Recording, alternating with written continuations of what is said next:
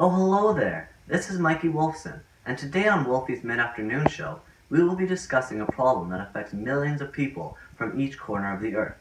This problem does not discriminate, as it can affect any race, ethnicity, or religion. It can even affect normal people like you and I. This terrifying problem is social anxiety. This is a very personal topic for me.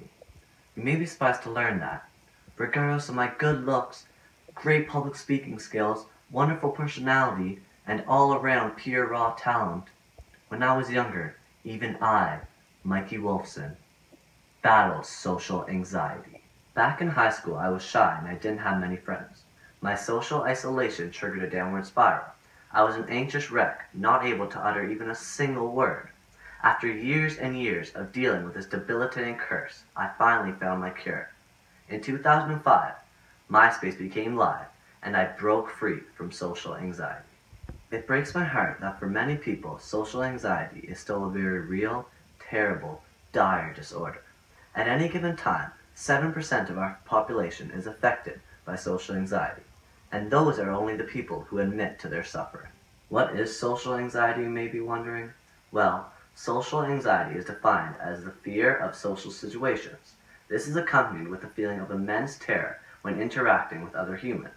This chronic disease, which cannot be cured on its own, has the affected living in constant fear of being judged and negatively analyzed by their peers. The affected usually spend a big portion of their day wishing, pleading, and praying to the Lord Almighty that they can become outgoing, friendly, and involved citizens.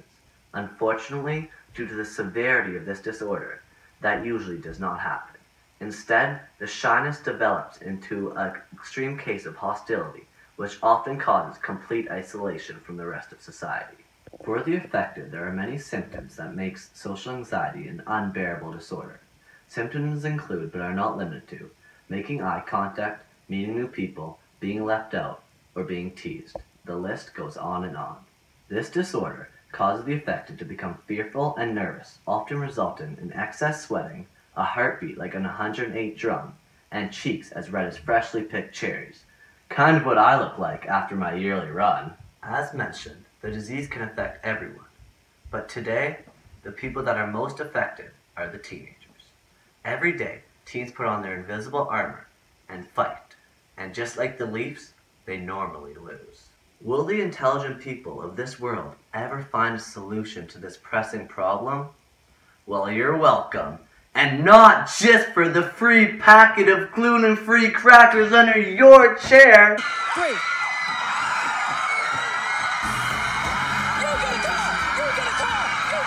But also for solving the astronomical problem that is social anxiety.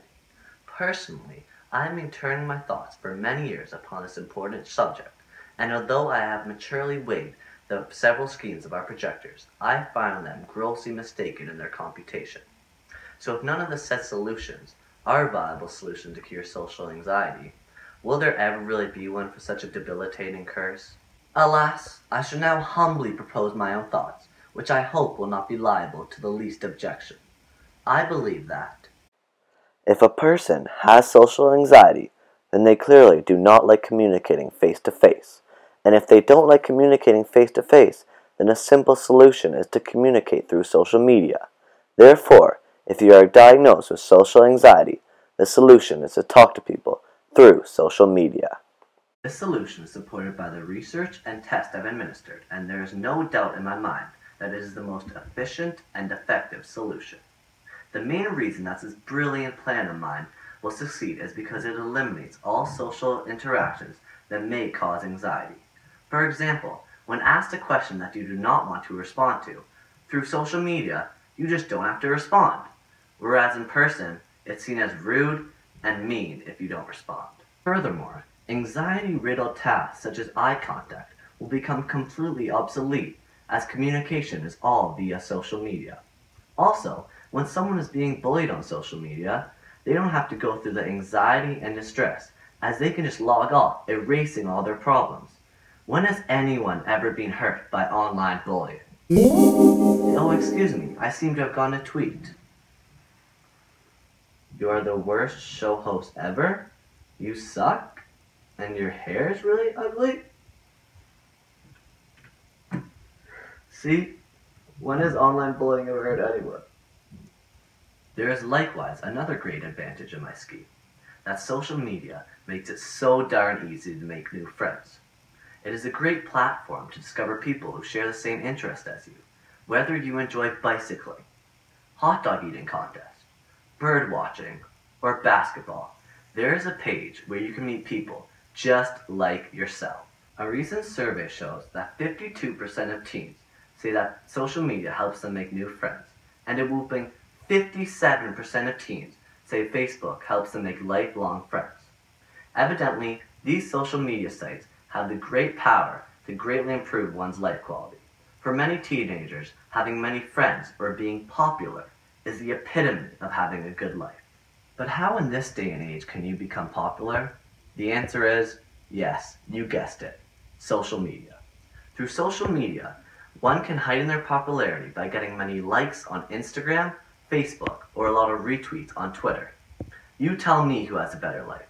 A person who has to leave the comfort of their own bed and go out with friends and socialize? Or a person who can post a flawless Instagram selfie and get over 200 likes?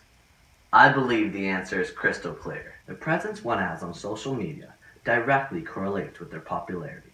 And the more popular someone is, the more fulfilling life they lead. Therefore, the more presence someone has on social media, the better their life is. There is no doubt in my mind that we all want to live in a world where teens with social anxiety can improve their life with one selfie at a time.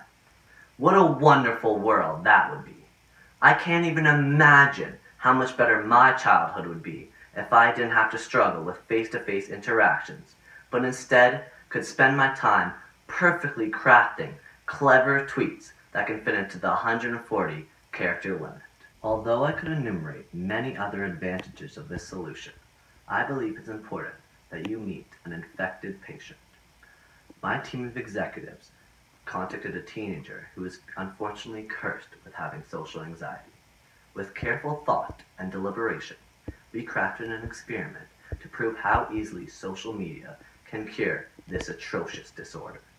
We sent our subject onto the streets with the instructions to reach out and make some new friends. Here are the devastating, yet not shocking, results. What was that? Hey, what's up, man? Can you go away? Yeah. Hey girls, how are you? Ew. Ew. Hey guys, what's up with you Just guys? go away, man. Thank you for that. After our subject took time to recover from the first experiment, we sent him on his next one. His next assignment was to make new friends, but this time using social media. Here are the results.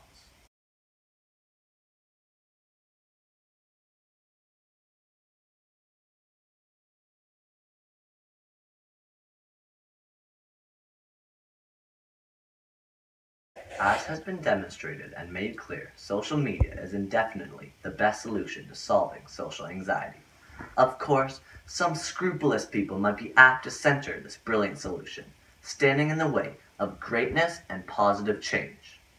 These preposterous solutions include the use of cognitive behavioral therapy, which is a form of psychotherapy that addresses people's issues by taking time to work through them.